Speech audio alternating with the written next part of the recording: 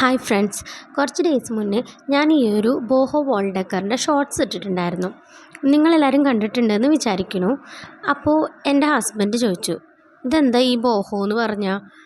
അതൊരു kind of ആർട്ടാണെന്ന് പറഞ്ഞപ്പോൾ മൂപ്പർ ചോദിച്ചു, ഇതിപ്പോൾ എങ്ങനെ സാധാരണക്കാർക്ക് മനസ്സിലാവണത്?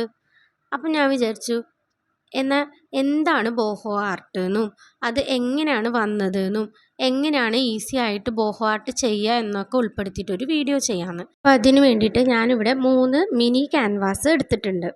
ബോഹോ ആർട്ട് എന്ന് പറയുന്നത് ഒരു കളർഫുൾ എക്സ്പ്രസീവ് സ്റ്റൈൽ ഓഫ് ആർട്ടാണ്. വ്യത്യസ്തങ്ങളായ കൾച്ചേഴ്സും ആർട്ടിസ്റ്റിക് എക്സ്പ്രഷൻസും മിക്സ് ചെയ്തിട്ടാണ് നമ്മൾ ഈ ഒരു ആർട്ട് ചെയ്തെടുക്കുന്നത്. ബോഹോ ആർട്ട് ബൊഹേമിയൻ കൾച്ചറിൽ നിന്നാണ് ഉണ്ടായിട്ടുള്ളത്. ഫ്രാൻസിലാണ് ഇതിൻ്റെ ഒറിജിൻ. ഫ്രഞ്ച് റെവല്യൂഷന് ശേഷമാണ് ഈ ഒരു ആർട്ട് ഉണ്ടായിട്ടുള്ളത്. നേച്ചർ ഇൻസ്പയർഡ് ആയിട്ടുള്ള മോട്ടീവ്സ് ആണ് കൂടുതലും ബോഹോ ആർട്ടിന് യൂസ് ചെയ്യുന്നത്. ലൈക്ക് പ്ലാന്റ്സ്, ആനിമൽസ്, സൺ, അതുപോലെ നേച്ചർ എലമെൻറ്റ്സ് ഒക്കെ നമ്മൾ ഈ ഒരു ആർട്ടിന് വേണ്ടിയിട്ട് യൂസ് ചെയ്യുന്നുണ്ട്. കൂടുതലായിട്ടും വൈബ്രൻറ്റ് കളേഴ്സാണ് ബോഹോ ആർട്ടിന് യൂസ് ചെയ്യണത്. ബ്രൈറ്റ് ഓർ എർത്തി കളേഴ്സൊക്കെയാണ് നമ്മളിതിന് കൂടുതലും യൂസ് ചെയ്യണത്. പിന്നെ ഈസി ആയിട്ടുള്ള പാറ്റേൺസ്, അതുപോലെ അബ്സ്ട്രാക്ട് പെയിൻറ്റ്സ് ഒക്കെയാണ് ഈ ഒരു ആർട്ടിന് വേണ്ടിയിട്ട് നമ്മൾ യൂസ് ചെയ്യണത്. അപ്പം ഞാനിവിടെ ഒരു സിമ്പിളായിട്ടുള്ളൊരു ബോഹോ ആർട്ട് ഡിസൈൻ വരച്ച് കാണിക്കുകയാണ്. അപ്പോൾ ഇവിടെ ആദ്യം തന്നെ ഞാനൊരു സണ്ണ് വരച്ചിട്ടുണ്ട്. അതുപോലെ തന്നെ കുറച്ച് ഈസി ആയിട്ടുള്ള അബ്സ്ട്രാക്ട് ഡിസൈൻസും വരച്ചിട്ടുണ്ട്. പിന്നെ അതേ പ്ലാന്റ്സും ഇൻക്ലൂഡ് ചെയ്തിട്ടുണ്ട്. അപ്പോൾ ഇത്രയും ഈസി ആയിട്ടുള്ള പാറ്റേൺസ് വെച്ചിട്ട് ഏതൊരാൾക്കും ഈ ഒരു ബോഹോ ആർട്ട് എളുപ്പത്തിൽ ചെയ്തെടുക്കാനായിട്ട് പറ്റും. അങ്ങനെ ഭയങ്കര കാര്യമായിട്ട് ആർട്ടൊന്നും പഠിക്കണം എന്നുള്ള നിബന്ധനകളൊന്നും ഈ ഒരു ആർട്ടിന് ഇല്ല. ഇനി നമുക്ക് ഈ ആർട്ട് എങ്ങനെ ചെയ്യാമെന്ന് നോക്കാം. ആദ്യമായിട്ട് ഞാനിതിവിടെ കുറച്ച് കളേഴ്സ് മിക്സ് ചെയ്യാനാണ് പോണത്. അതിന് വേണ്ടിയിട്ട് റെഡ്, യെല്ലോ, അതുപോലെ ബ്ലൂ, ഈ 3 കളേഴ്സും കൂടിയിട്ട് മിക്സ് ചെയ്തിട്ട് ഞാൻ ബ്രൗൺ കളർ ഉണ്ടാക്കിയെടുക്കുകയാണ് ചെയ്യണത്. എൻ്റെ കയ്യിൽ ബ്രൗൺ ഇല്ലാത്തതുകൊണ്ടാണ് ഇങ്ങനെ ചെയ്തത്. എന്നിട്ട് കുറച്ച് വൈറ്റ് കളറും കൂടി ആഡ് ചെയ്തിട്ട് കുറച്ചുകൂടി ലൈറ്റായിട്ടുള്ളൊരു കളർ ഉണ്ടാക്കിയെടുക്കുകയാണ് ചെയ്യണത്. എന്നിട്ട് ഈ ഒരു കളറ് ഫുള്ളായിട്ട് ക്യാൻവാസിലോട്ട് അടിച്ചു കൊടുക്കാനാണ് പോണത്. അപ്പം നമ്മൾ ഈ വരച്ച പിക്ചറൊക്കെ ഫുള്ളായിട്ട് മറഞ്ഞു പോകും കേട്ടോ. ഇത് ഞാനൊരു അറിയാനായിട്ട് എങ്ങനെയാണ് ഡിസൈൻ ചെയ്യുക ഇതിനെന്ന് അറിയാൻ വേണ്ടിയിട്ട് മാത്രമാണ് ആ ഒരു ക്യാൻവാസിൽ ആദ്യം വരച്ച് കാണിച്ചു തന്നത്. ഇനിയിപ്പോൾ അടുത്തുള്ള 2 ക്യാൻവാസും കൂടി ഞാൻ ഈ ഒരു പെയിൻറ്റ് അടിച്ചിട്ടുണ്ട്. അപ്പോൾ കുറച്ചുകൂടെ വൈറ്റ് ആഡ് ചെയ്തപ്പോൾ കുറച്ചുകൂടെ ലൈറ്റായിട്ടുള്ള 2 കളേഴ്സാണ് ചെയ്തിട്ടുള്ളത്. അടുത്ത 2 ക്യാൻവാസ് കുറച്ചുകൂടെ ലൈറ്റായിട്ടുള്ളതാണ് ചെയ്തിട്ടുള്ളത്. അടുത്തായിട്ട് നമ്മൾ യെല്ലോ ഓക്കർ എടുക്കുകയാണ്. ഇതെന്തിനു വേണ്ടിയിട്ടാണെന്ന് വെച്ചാൽ സൺ വരയ്ക്കാനായിട്ടാണ് യെല്ലോ ഓക്കർ എടുത്തിട്ടുള്ളത്. അപ്പോൾ ഞാനിങ്ങനെ ബ്രഷിനെ റൗണ്ട് ചെയ്തിട്ട് ഇതുപോലൊരു റൗണ്ട് ഉണ്ടാക്കിയെടുക്കുകയാണ്. അപ്പോൾ നമുക്ക് ഇതിനൊന്ന് ജസ്റ്റ് ഷേപ്പ് ചെയ്തെടുത്താൽ മതി. ഇത് ഒരു എളുപ്പപ്പണിയായിട്ട് ചെയ്തതാണ്. ഇനി നമുക്ക് ആവശ്യമുള്ളത് നെക്സ്റ്റ് യെല്ലോ, റെഡ്, വൈറ്റ്, ഈ 3 കളേഴ്സ് മിക്സ് ചെയ്തിട്ട് നമുക്കൊരു പീച്ച് കളറ് ഉണ്ടാക്കിയെടുക്കാം. ഈ ഒരു പീച്ച് കളർ വെച്ചിട്ട് നമുക്കൊരു അബ്സ്ട്രാക്ട് ഡിസൈൻ ചെയ്തെടുക്കാം. ഈ അബ്സ്ട്രാക്ട് ഡിസൈൻ എന്ന് പറയണത് അതൊരു കൈൻഡ് ഓഫ് ആർട്ടാണ്. ഇതിൽ നമ്മൾ കളേഴ്സ്, അതുപോലെ ഫോംസ്, ഷേപ്സ്, ഇങ്ങനെയുള്ള ഡിഫറെൻ്റ് ആയിട്ടുള്ള പാറ്റേൺസ് ഒക്കെയാണ് യൂസ് ചെയ്യുക. അപ്പോൾ ഇത് റിയാലിറ്റി ആയിട്ട് യാതൊരു ബന്ധവും കാണില്ല. അപ്പോൾ ഇനി നമ്മൾ നെക്സ്റ്റ് ആയിട്ട് ബ്ലൂവും ബ്ലാക്കും വൈറ്റും കൂടി കലർത്തിയിട്ട് വേറൊരു കുറച്ചുകൂടി ഡാർക്ക്, എന്താ പറയുക, ഈ കളറ് ഇങ്ങനെ ഒരു കളർ ഉണ്ടാക്കിയെടുത്തു. ഈ ഒരു കളറിനെ നെക്സ്റ്റ് അബ്സ്ട്രാക്ട് ഡിസൈൻ ചെയ്തെടുക്കുകയാണ് ചെയ്യണത്.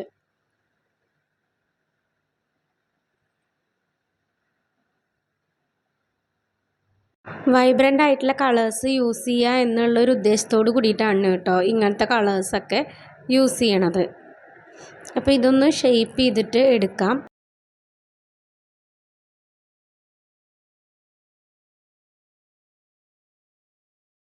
എന്നിട്ട് ഇതിന് ശേഷം ബ്ലാക്ക് കളർ വെച്ചിട്ട് നമുക്ക് കുറച്ച് ലൈൻസൊക്കെ ചെയ്ത് കൊടുക്കാം. ഇങ്ങനെ റൗണ്ടായിട്ട്, അതായത് ഈ ഒരു ആർച്ച് ഷേപ്പിലുള്ള ഇങ്ങനത്തെ കുറച്ച് ലൈൻസൊക്കെ ചെയ്ത് കൊടുക്കാം.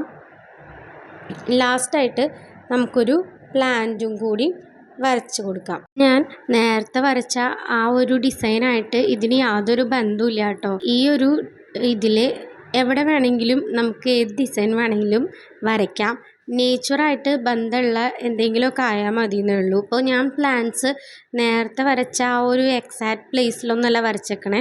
ഇതൊരു ഫ്രീ സ്റ്റൈൽ ഓഫ് ആർട്ടാണ്. അതുകൊണ്ട് തന്നെ എവിടെ വേണമെങ്കിലും എന്ത് വേണമെങ്കിലും വരയ്ക്കാം. അപ്പോൾ ഇത് നമ്മുടെ ആദ്യത്തെ ഡിസൈൻ ഇവിടെ റെഡി ആയിട്ടുണ്ട്. ഇനി നമുക്ക് നെക്സ്റ്റ് ഡിസൈൻ ചെയ്യാൻ വേണ്ടിയിട്ട് അടുത്ത ക്യാൻവാസ് എടുത്തിട്ട് നേരത്തെ ചെയ്ത പോലെ തന്നെ ബ്രഷ് വെച്ചിട്ട് നമുക്ക് യെല്ലോ ഓക്കർ വെച്ചിട്ടൊരു സണ്ണിനെ വരച്ചെടുക്കാം. ഞാൻ കറങ്ങണ സൗണ്ട് കുറച്ച് അലോസരമായിട്ട് തോന്നുന്നുണ്ടെങ്കിൽ ഒന്ന് ക്ഷമിക്കണം. എന്നിട്ട് നേരത്തെ ഉണ്ടാക്കിയ ആ ഒരു ബ്ലൂ ടിൻ്റുള്ള കളർ എടുത്തിട്ട് നമുക്കിതുപോലെ ഒരു ഷേപ്പ് വരച്ചു കൊടുക്കാം. നെക്സ്റ്റായിട്ട് മുകളിൽ നിന്ന് താഴത്തേക്ക് ഇതേ ഷേപ്പിൽ നമുക്ക് പീച്ച് കളറും കൂടി അടിച്ചു കൊടുക്കാം. ലെഫ്റ്റ് സൈഡിലായിട്ട് ഞാനൊരു റോസ് കളറിൽ ഒരു ഡിസൈൻ കൂടി ചെയ്തു കൊടുത്തിട്ടുണ്ട്. ഇതിന് ശേഷം ഞാനൊരു പ്ലാൻ ഡിസൈൻ ചെയ്യാനായിട്ട് പോവുകയാണ്. അപ്പോൾ നമുക്ക് ബൊഹേമിയനെ കുറിച്ച് കൂടുതലായിട്ട് അറിയാം. ഈ ഒരു ബൊഹേമിയൻ എന്ന ടേം വന്നത് ഫ്രഞ്ച് വേർഡായിട്ടുള്ള ബൊഹേമിയാൻ എന്ന പദത്തിൽ നിന്നാണ്. അതിൻ്റെ അർത്ഥം എന്താണെന്ന് വെച്ചാൽ artist, writers and musicians who live unconventional lives എന്നാണ്. അതായത് പാരമ്പര്യേതര ജീവിതം നയിക്കുന്നവർ എന്നാണ് ഇതിനർത്ഥം. അപ്പോൾ അങ്ങനെയുള്ള ഒരു കൂട്ടം ആളുകളുടെ ആ ഒരു കൾച്ചറിനെയാണ് നമ്മൾ ഈ ഒരു ബൊഹേമിയൻ കൾച്ചർ എന്ന് പറയുന്നത്. ഫ്രഞ്ച് റെവല്യൂഷന് ശേഷമാണ് ഇങ്ങനൊരു കൾച്ചർ ഉണ്ടായത് തന്നെ. അപ്പോൾ ഇത് നമ്മുടെ സെക്കൻഡ് ഡിസൈൻ ഇവിടെ ചെയ്ത് കഴിഞ്ഞിരിക്കുകയാണ്. ഇനി നമുക്ക് നമ്മുടെ ലാസ്റ്റ് ഡിസൈനിലേക്ക് കിടക്കാം. അപ്പോൾ ഇതിന് വേണ്ടിയിട്ട് ആദ്യം തന്നെ നമ്മൾ ആദ്യം ചെയ്ത പോലെ തന്നെ സണ്ണിനെ ഒന്ന് വരച്ചു കൊടുക്കുകയാണ്. എന്നിട്ട് അതിനൊന്ന് ഷേപ്പ് ചെയ്ത് എടുക്കാം. ഇനി ചെറുതായിട്ടിങ്ങനെ മലയൊക്കെ വരച്ചു കൊടുക്കുകയാണ്. അപ്പോൾ നേച്ചറായിട്ടുള്ള എന്ത് വേണമെങ്കിലും വരയ്ക്കാമെന്ന് നേരത്തെ പറഞ്ഞിരുന്നു. അതുകൊണ്ട് തന്നെ ഒരു മല വരച്ചു കൊടുക്കുകയാണ്. അപ്പോൾ നമുക്ക് വൈബ്രൻ്റ് ആയിട്ടുള്ള കളേഴ്സാണ് നമ്മൾ യൂസ് ചെയ്യണത്.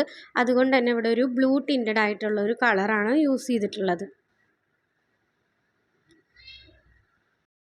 ഇനി നമുക്ക് ലാസ്റ്റായിട്ട് ഈ ഒരു പീച്ച് കളറും കൂടി അടിച്ചു കൊടുക്കാം.